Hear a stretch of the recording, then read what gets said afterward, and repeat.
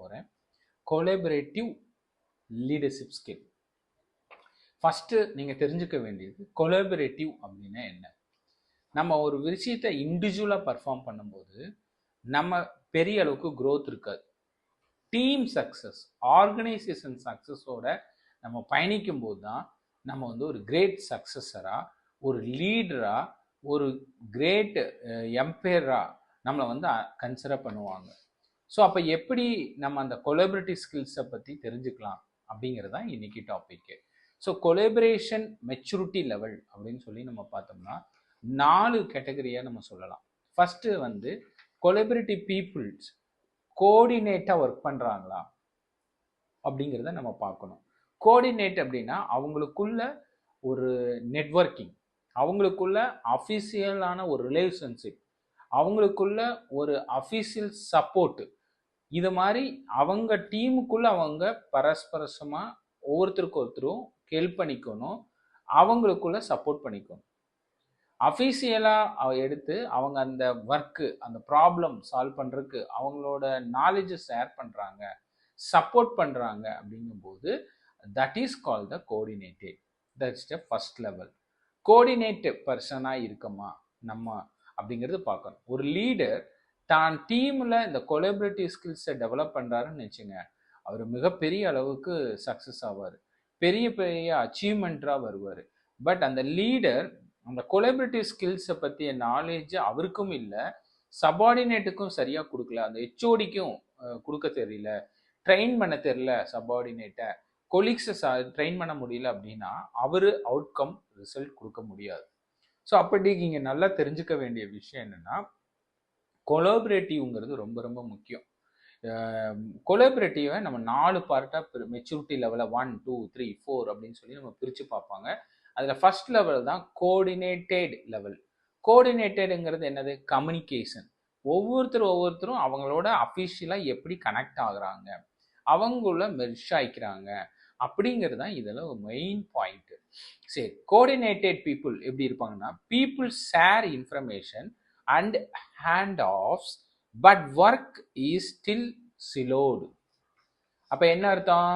People வந்து ஒரு இன்ஃபர்மேஷனை நான் இந்த ஒர்க்கை இப்படி பார்த்துக்குங்க, செஞ்சுக்குங்க அப்படின்னு ஒரு ஷேர் பண்ணுவாங்க. ஆனால் அதில் பட்டும் படாமல் இருப்பாங்க. ஹேண்ட் ஆஃப், அதில் இன்வால்மெண்ட் ஆக மாட்டாங்க. அந்த ஒர்க்கை நெக்ஸ்ட் வெர்ஷன் போகிறதுக்கு அந்த பர்டிகுலர் பர்சன், இண்டிவிஜுவல் பர்சன் தான் கொலிக்கு மூவ் ஆகிறதுக்கு உள்ள இன்வால்மெண்ட்டாக கோஆர்டினேட் ஆக மாட்டாங்க. ஸோ அதுதான் point. Collaboration is a transactional, is a very important. ஏன்னா அந்த டிரான்சாக்ஷனல் ட்ரூத்ஃபுல்லாக இருக்குது. அவர் அந்த பர்டிகுலர் ஒர்க்கு ரிசல்ட் வரணும், இல்லை இந்த ஒர்க்கு நடக்கலைன்னா டிபார்ட்மெண்ட் நேம் ஸ்பாயில் ஆகும், ஆர்கனைசேஷன் நேம் ஸ்பாயில் ஆயிருங்கிற எண்ணத்தோட அவர் கோஆர்டினேட் பண்ணக்கூடிய டிரான்சாக்ஷனல் ஒரு பர்சனாக இருக்காரு அப்படின்னா, டிரான்ஸ்பரன்சியாக அவர் கூட கனெக்ட் ஆகுறாரு அப்படின்னா தான் ரைட்டாக ஃபுல்லாக 100% ட்ரூத்ஃபுல்லியாக கனெக்ட் ஆகுறாரு, கோஆர்டினேட் பண்ணுறாரு அப்படின்னா தான் அவர் வந்து கொலாபரேட்டிவ் பர்சனை நம்ம கன்சிடர் பண்ணுவோம். This is called the first level. So here is my part, now here is yours அப்படின்னு கொடுத்தாங்க அப்படின்னா இதோட என்னோட பார்ட் முடிஞ்சது. நவ் ஹியர் இஸ் யுவர்ஸ் அப்படின்னு சொல்லி அழகாக கோஆர்டினேட் பண்ணுறாரு, அதை புஷ் பண்ணுறாரு, சப்போர்ட் பண்ணுறாரு அப்படின்னா that is called the coordinated. அப்போ லெவல் கோஆர்டினேட்டில் நம்ம டீம் பீப்புள் எல்லாமே கோஆர்டினேட் பண்ணிக்கிறாங்களா, ஒவ்வொருத்தரும் அஃபிஷியலாக நெட்வொர்க்கிங் இருக்கா அப்படிங்கிறத நீங்கள் தெளிவாக பார்த்துருவாங்க. சரி, செகண்ட் லெவல் என்னன்னு பார்த்தீங்கன்னா கோஆப்ரேட்டிவ். கோஆப்ரேட்டிவ் பர்சன்ஸாக நம்ம இருக்காங்களா அப்படின்னு பார்க்கணும். முதல்ல கனெக்ட் ஆகுறாங்களா, இன்ஃபர்மேஷன் ஷேர் பண்ணுறாங்களா, என்னோட பார்ட் என்ன, உன்னோட பார்ட் என்ன அப்படிங்கிறத பார்க்குறது நெட்வொர்க்கிங், ரிலேஷன்ஷிப், சப்போர்ட், அந்த கம்யூனிகேஷன் ஓரியன்டான பார்ட்டில் நம்ம டீம் எல்லாமே கரெக்டாக வேலிடாக ரெஸ்பான்ஸாக சொல்லிடுறாங்களா அப்படிங்கிறத நீங்கள் பார்க்கணும். அதுதான் ஃபர்ஸ்ட் லெவல்.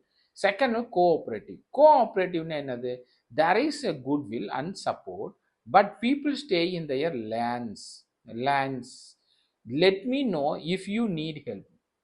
எவ்வளோ அழகாக சொல்கிறாங்க பாருங்க. அப்படிங்கும்போது let me know if you need help அப்படின்னு சொல்லி கோஆப்ரேட்டிவாக சொல்லிட்டு போயிடுவாங்க.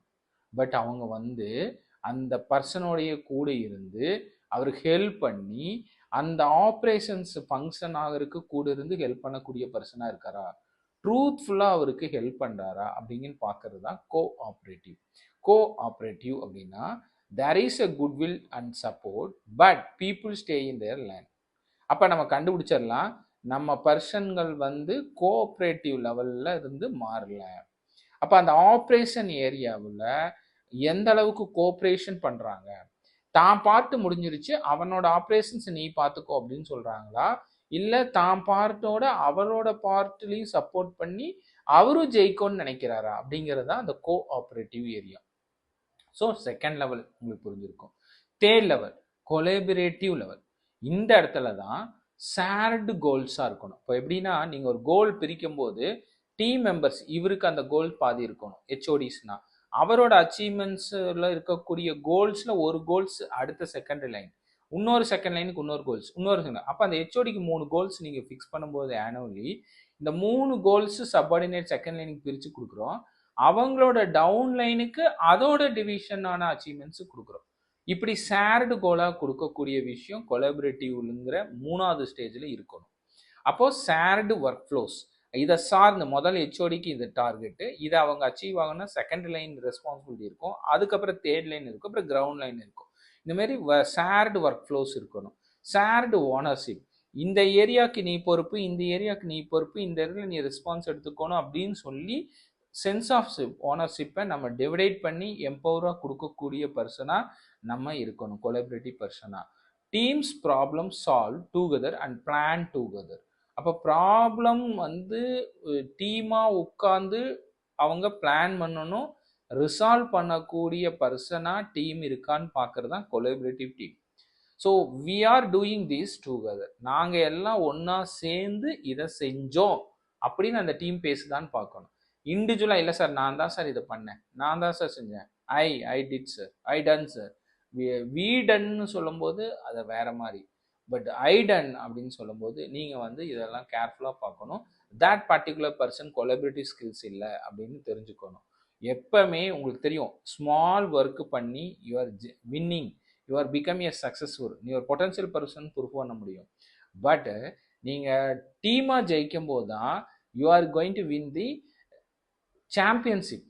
உங்களுக்கு தெரியும் மைக்கேல் ஜோர்டனோட கோட்டே தான், நீ சிங்கிளாக ஒர்க் பண்ணினா you will prove as a high பர்ஃபார்மர்னு, பட் டீமாக விளையாடினா தான் you will win the championship அப்படிங்கிறத அவர் அழகாக மைக்கேல் ஜோர்டன் சொல்லியிருப்பார். அதுதான் கொலாபரேட்டிவ் ஸ்கில்ஸ். கேம்ஸில் மட்டும் இல்லை, ஒர்க்கிங் ஏரியாலையும் நம்ம இந்தமாரி கொலாபரேட்டிவ் மெச்சூரிட்டி லெவலில் நம்ம டீம் மெம்பர்ஸ் ஒர்க் பண்ணுறாங்களான்னு நம்ம அனலைஸ் பண்ணணும், எந்தெந்த லெவலில் இருக்காங்க அப்படின்னு.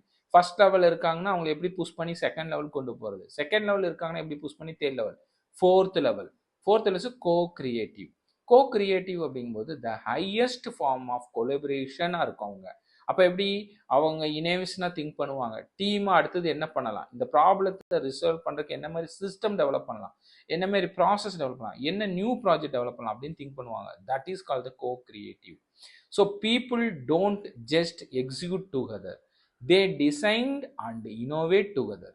எப்படி பாருங்க, முன்னாடியே அவங்க டிசைன் பண்ணுறாங்க, அவங்களா உட்காந்து அதை எக்ஸிக்யூட் டுகெதராக பண்ணுறாங்க. ஸோ இந்த இனோவேஷன் தாட் நம்ம டீமுக்குள்ளே இருக்குது. சார் இந்த புது ப்ராஜெக்ட் பண்ணலாம் சார், இது பண்ணால் நம்ம டிபார்ட்மெண்ட்டுக்கு பெனிஃபிட், இதை பண்ணால் ஆர்கனைசேஷனுக்கு க்ரோத்து, இந்த புது நியூ ஸ்ட்ராட்டஜியை ஃபாலோ பண்ணலாம் அப்படின்னு டீமாக தே டிசைடிங் அண்ட் கோ கிரியேட்டிவாக இனோவேஷனோட ஐடியாவோடலாம் டெவலப் ஆகுது டிபார்ட்மெண்ட்டுக்குள்ளே அப்படின்னா அவங்க ஆக்டிவாக இருக்காங்க அப்படின்னாவே கோ கிரியேட்டிவ் இருக்கணும். We are creating something new that none of thus could do alone.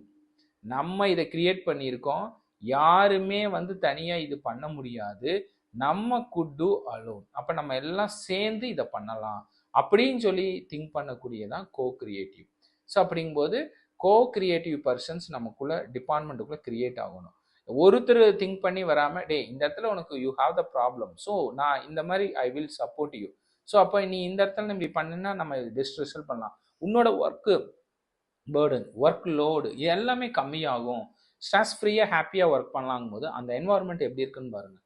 That is a good collaborative ஸ்கில்ஸோட ஒர்க் பண்ணக்கூடிய ஆர்கனைசேஷன் டிபார்ட்மெண்ட்டு அது இருக்கிறது தான் மிகப்பெரிய சக்ஸஸ் கொடுக்கும். சரி, வாட் இஸ் அ மைனஸ் இருக்கும்? கொலாபரேட்டிவ் ஸ்கில்ஸை பற்றி நான் நிறைய சொல்லிட்டேன். ஃபர்ஸ்ட் கோஆர்டினேட்டாக இருக்காங்களான்னு பார்க்கணும், கோஆப்ரேட்டிவாக இருக்காங்களான்னு பார்க்கணும், கொலாபரேட்டிவாக இருக்கான்னு பார்க்கணும், கோ கிரியேட்டிவாக பார்க்கணும். ஸோ இந்த 4 ஸ்டேஜ் தான் வந்து கொலாபரேஷனோட மெச்சூரிட்டி லெவலை நம்ம அனலைஸ் பண்ணுறது. இதை வந்து நம்ம டீம் வந்து எந்த ஸ்டேஜில் இருக்காங்க, நம்ம எந்த ஸ்டேஜுக்கு அவங்கள புஷ் பண்ணணும் அப்படிங்கிறத நம்ம பார்க்கணும். ஸோ இதுதான் மேனேஜருக்கு லீடர்ஸ்க்குரிய சேலஞ்சஸ். சரி சரி, அவங்களுக்குள்ள இருக்கக்கூடிய சேலஞ்சஸ் என்ன?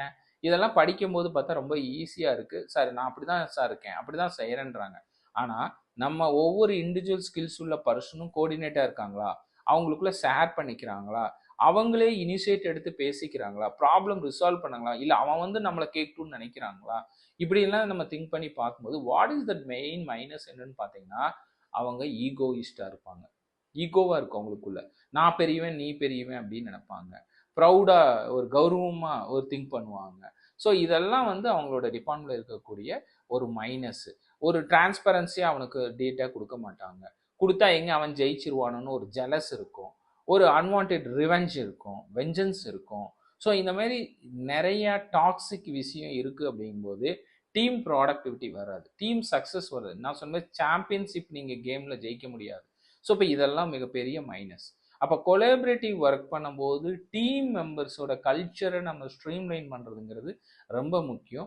ஒரு லீடர் இந்த கொலாபரேட்டிவ் ஸ்கில்ஸ் லெவலை கரெக்டாக ஹேண்டில் பண்ணுறாரு, டீம் மெம்பர்ஸ்குள்ளே என்னென்ன ஈகோ இருக்குது, என்னென்ன நாலேஜ் லெஸ்ஸாக இருக்காங்க, லேக் ஆஃப் நாலேஜ் இருக்காங்க, ஏன் கொலாபரேட்டிவ் ஸ்கில்ஸில் நம்ம டீம் சக்ஸஸ்ஃபுல்லாக இல்லை அப்படின்னு. இப்போ ஒரு லீடருக்கே இருக்க ஒரு சேலஞ்சஸ், டவுன் த லைன் நிறைய லைன் இருப்பாங்க, இன்னொரு டவுன் த டிபார்ட்மெண்ட் இருப்பாங்க.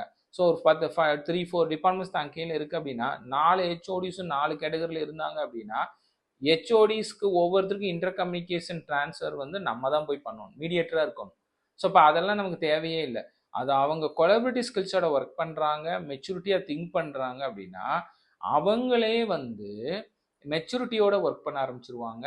அவங்களுக்குள்ளேயே நெட்வொர்க்கிங், கம்யூனிகேஷன், ஒர்க்குக்கு தேவையான support, shared vision, shared goals எல்லாமே அவங்களுக்குள்ளேயே ப்ரிப்பேர் பண்ணுவாங்க. இனோவேஷன் தாட், இனோவேஷன் கிரியேஷன், இதெல்லாம் டிபார்ட்மெண்ட்டுக்குள்ளே டெவலப் ஆகும். அப்போ ஹைலி மொமெண்டம் கிரியேட் ஆகும், அஜைல் டீமாக ஒர்க் பண்ணுவாங்க, ஹாப்பியாக இருப்பாங்க, லைட் மைண்டட் பீப்புளாக இருப்பாங்க. அப்போவே நமக்கு தெரிஞ்சிடலாம் அந்த டீமில் வந்து கொலாபரேட்டிவ் ஸ்கில்ஸ் நல்லா டெவலப் ஆயிருக்கு. இந்த லீடர், இந்த ஹெச்ஓடி, இந்த மேனேஜர், இந்த கோச், இவங்க சூப்பராக கொலாபரேட்டிவ் ஸ்கில்ஸுக்கு இம்பார்ட்டன்ட் கொடுத்து ட்ரெயின் பண்ணியிருக்காரு. ஈச் பர்சனும் நாலேஜபிளாக கொலாபரேட்டிவ் ஸ்கில்ஸை பற்றி ஹேவிங் தி நாலேஜ் அப்படிங்கிறத எல்லாமே அந்த ரிசல்ட் ஓரியண்டாக வரும்போது நீங்கள் தெரிஞ்சுக்கலாம். ஸோ அப்போது ஒரு லீடருக்கு கொலாபரேட்டிவ் ஸ்கில்ஸுங்கிறது ரொம்ப முக்கியம். டீம் மெம்பர்ஸ்குள்ளே அதை பில்ட் பண்ணுறதும், அதை டெவலப் பண்ணுறதும், ஒவ்வொரு ஸ்டேஜ்லேயும் அவங்கள புஷ் பண்ணுறதும், அதுக்குரிய அவேர்னஸ் நாலேஜும் ட்ரெயின் பண்ணுறதும், கோச் பண்ணுறதும் ஒரு கிரேட் லீடரோட மெயினான responsibility. One of the great ஸ்கில்லாகவே நான் இதை சொல்கிறேன் நான். Thank you all.